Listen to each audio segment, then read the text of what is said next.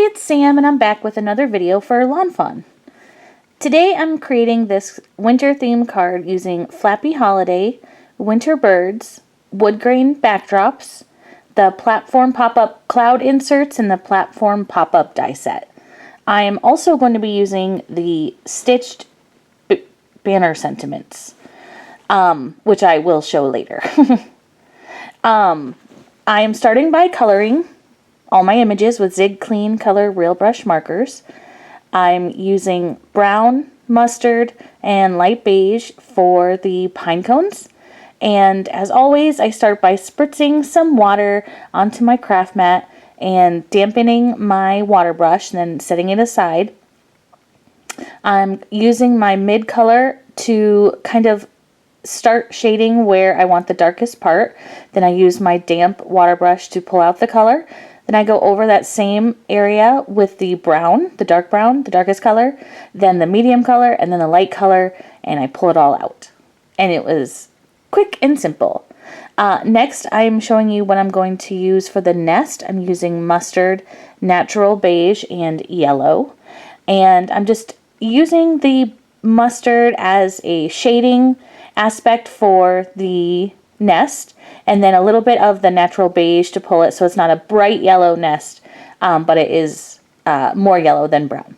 I'm using May green, green, and yellow green for the pine needles, which don't really have an area to color, but that didn't stop me. I use a little bit of the darkest green along the stamped image, then the medium green, and then the light green to pull it all out.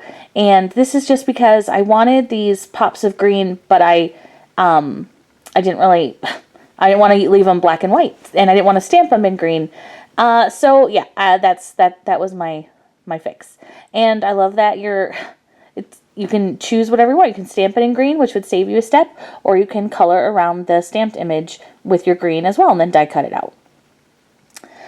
Next, I move on to coloring the branches, and I'm using the same colors, mustard and light beige. And I'm trying to keep all these browns, the nest, the pine cones, the the branches, all shades of brown, but different shades, so they don't all kind of blend in together. So I'm only using two shades, the mustard and the light beige, for the branches. And as you can see, I went out of the lines, but I just colored it a little bit with my clear water from my water brush and dabbed it up with a paper towel. Easy peasy. Next, we're going to color these sweet red birds, and I'm calling them cardinals. And we're going to use scarlet red, carmine red, and dark brown. And as always, the dark brown is the shading part of my birds. I'm just using a tiny bit because a little bit goes a very long way. And I'm starting with the reds on these birds, but do as I say, not as I do, because I should have colored the other images first, the other areas on this image first, because red has a tendency to bleed, and I decided, wait, before I color any more birds, let me just do the right thing and use my light grays first. So I'm using warm gray 2 and gray along with vanilla to color in the faces of the birds and a little bit of their tummies. And I'm just going to do that for all the birds, as I said, to prevent the red bleeding into those little gray areas. Because, like I said, red has a mind of its own. It just likes to go where it wants to go, and a little bit goes a long way. But now that image dried a little bit, it wasn't too bad, but I always like to color everything else before reds. Next, I'm using pale orange and carmine to add my pink cheeks on all my little critter birds.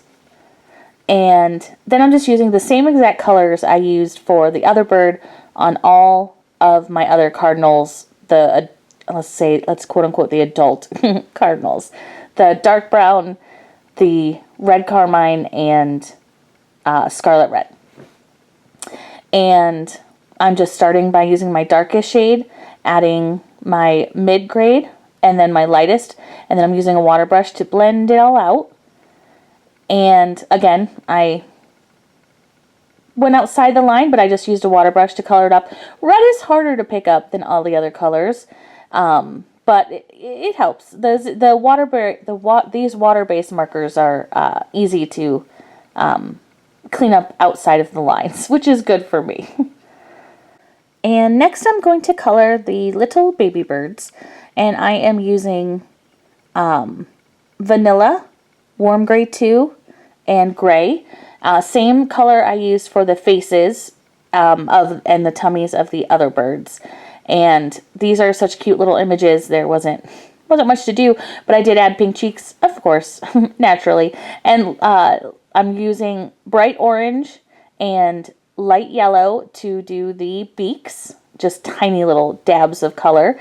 And lastly, light blue, pale green, and turquoise green for the scarves, which, if you've seen me color, you know is my favorite color combination for anything minty green. Turquoise green and light blue are perfect if you want like a aqua color, but if you add that pale green, it's just like the perfect little addition. All right, now we're going to get on to making the actual card base. First, I'm using the big platform mechanism itself. I'm die cutting it 2 times from white cardstock, and I'm using the T-shaped die and also cutting it 2 times from white cardstock. And then I'm using the platform pop-up cloud inserts die, and I'm cutting the large piece from white cardstock and the small cloud borders twice with white cardstock. Lots of white cardstock here. Okay, here is where we start our ink blending adventure. And pro tip, if you want to save some time, use green cardstock. I wish I had green cardstock. I had planned on using green cardstock, and I probably spent an hour and a half searching my room for green cardstock, and I am out. So I had to resort to ink blending, which I love and no big deal. Yeah, green cardstock would have been my preferred choice in this instance. I am using Mowed Lawn and Twisted Citron with just a hint, a little whisper, a little kiss of pine needles. A little goes a long way with the pine needles. I'm trying to just get the bottoms of the trees, because what I'm going to do is add a snowy top to this card since it is Christmas winter themed. So I'm going to clean up all this ink blending to get it all out. And now I'm just pouring a little bit of water on my craft mat, and I'm using gesso, which is a white base paint, and I'm using a very dry brush. There's no water on that brush, and I'm just tapping the white gesso on the tops of the trees to make it look like they're covered with snow. And this was super fun, and I love doing it. And you can see how it kind of looks like a snow covering on top. And those are the trees. Now I'm moving on to ink blending the platform pop-up itself. Again, really wanted to use wood grain cardstock. Really wanted to use brown cardstock. Fresh out. I have so much white cardstock, which is fantastic because I use it obviously all the time, but I really need to amp up my colored cardstock because is it just me? I mean, I felt like I did not have any of the colors that I needed. So I am resorting to ink blending, which is totally fine. I'm using Vintage Photo and Fossilized Amber, making sure to do a little bit of the ink blending on the inside part of the card since that will show as well. As you can see, the blending is not smooth or even, which is going to be fine because we're not done with this. This platform pop-up is not done. It's ink blended, but it's not done. It's got a little bit of journey. Let's go on the adventure with it. I'm adding Vintage Photo to the edges with mostly Fossilized Amber to give it that warm tree feeling. And again, the insides of the card, since that will show, since it's a 3D card. And now I'm going to use my wood grain backdrops and stamp the wood grain onto my platform to give it that feeling of a tree. This is where the wood grain paper would have come in super handy because guess what? All that work is done for you. You ink blend it, the grain shows. Or even better, you just use brown ink, wood grain paper.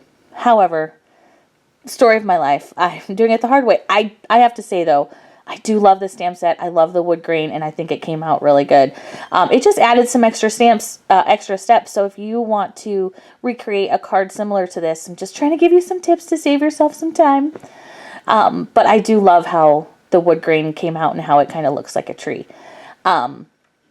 I'm using a MISTI and lining up my stamp set and just having trouble, but making it work. I don't use MISTI all the time, but for these large stamp sets where I have to stamp next to each other a lot, I definitely want to make it the most accurate possible.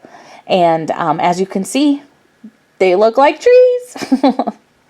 Well, they're starting to anyway. But I'm not done yet because the tree leaves have snow on them. So of course the branches, the actual bark has to have snow too. So I'm just spritzing some white acrylic ink on top and dripping it on to spread the snow factor. Okay, now once everything is dry, I am going to just fold over every single perforated line. There are two edges on the side that get folded over, 2 on the top, plus some flaps that get all folded over.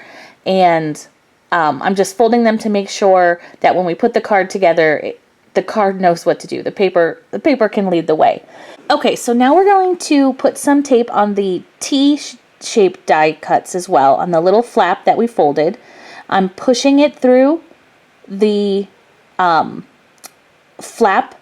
Ugh, I'm sorry. I'm pushing it through with the stamp side facing me, pulling it tight so that it's all flush with the die cut hole, folding it over, and then I'm just going to peel off this other release tape, lift it up, press it down, and there is half of the platform pop-up. I'm showing you again a little bit of adhesive on the T flap, pulling it through, pulling it nice and flush, pressing it down, pulling off the other release paper and folding it over, and we're done. I know this went super fast, but there are Kelly Marie and Shari do much better videos of introducing this die set. And then once everything is all ready, we're going to line up these edges, take off the release paper of one flap, press it over, and now we're ready to add our cloud pop-up insert. I'm just adding tape to the very bottom perforated image, where there's a line, taking off the release paper and lining up that line at the bottom with the first folded line of my platform, adding more release paper to the other side so I can fold it over like a book, and then removing the release paper from the last flap, and it's done. I mean, it was so easy.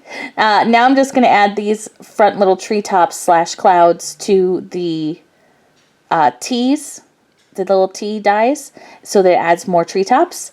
And that part is done. I know I went super fast, but it was so easy. Next, I'm heat embossing the sentiments. The first one, this is where the stitched sentiment banner comes into play.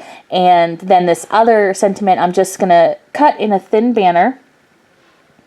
And now I'm ready to put this together. Usually I know where my images are going to go on my card. I lay it out before I start recording, but I didn't this time, and it's hard with a 3D card to line it all up. So I just thought to myself, let's just play, which is my favorite thing. And so I added this tree branch. I made sure that when I fold the card down, it doesn't get stuck or prevent the card from folding flat. And I'm just adding a little bit of birds here with some pine needles and pine cones. The nest is going to go up at the top with one bird inside of it, and then I decided to add the other bird with a piece of acetate so it looks like it's flying a little bit out of the nest, which is just so cute, so adorable. And the little bird up there is flying up. I mean, I love the contrast of the bright red with the bright green, especially for like a holiday card. Very festive. And then I decided that I was going to use as many of these pieces as I could. Sometimes I color too much, but I pretty much used almost every image here. And I was like, where can I stick this last little tree branch? But I couldn't find a place. So I just decided to add some more pine cones and pine needles to the card and finish off by making sure everything was glued down nice and strong. And that's the card. I mean, it really was so simple. The longest part was the ink blending, I promise. But I love how it is flat and it'll fit in an envelope, but it still pops up with this fun scene of these birds in their winter tree and the cute little baby bird flying away from the nest with his adult friend. With the snow-covered treetops and the sentiment that's from our neck of the woods, and they're in the woods. I hope that you had so much fun making this card with me. And I could just pop this up and down all day. I think I showed everyone in my house. But thanks so much for watching me make this card, and I hope that it brought you joy, and be sure to check it out up on the Lawn Fawn blog. Thanks again. Bye.